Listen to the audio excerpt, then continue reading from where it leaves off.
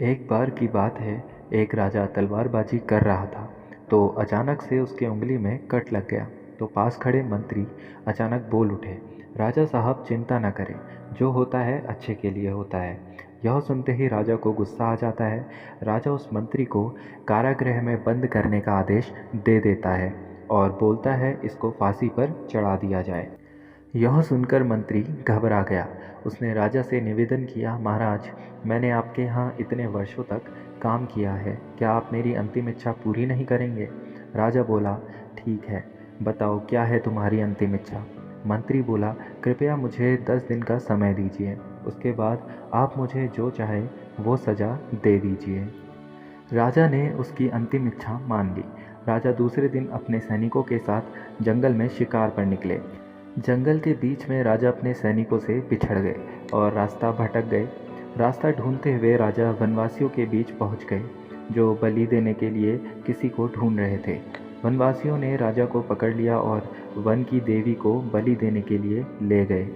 बलि देने की सारी तैयारियां पूरी हो गई। जैसे ही राजा को बलि देने के स्थान पर ले जाया गया, वहां खड़े बुजुर्ग की नज़र राजा की खंडित उंगली पर पड़ी। उसने आवाज़ लगाई कि ये तो खंडित है, इसकी बलि नहीं दी जा सकती। तो वनवासियों ने राजा को छोड़ दिया।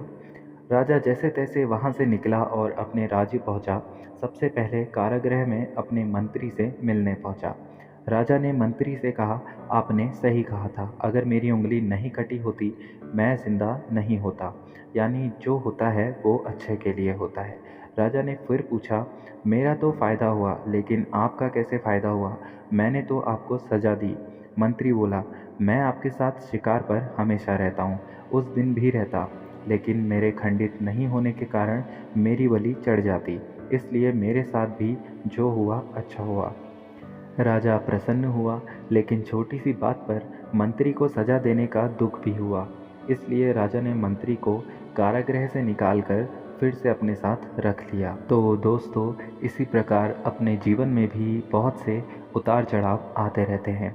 कभी कभी कुछ चीज़ें मन मुताबिक नहीं होती हैं, इस कारण से कभी निराश नहीं होना चाहिए। हमेशा याद रखें, जो होता है अच्छे के लिए होता है। भले ही कुछ अच्छा हो या ना हो, लेकिन उस परिस्थिति के प्रति सकारात्मक नज़रिया रखने से उसका प्रभाव बहुत कम हो जाता है।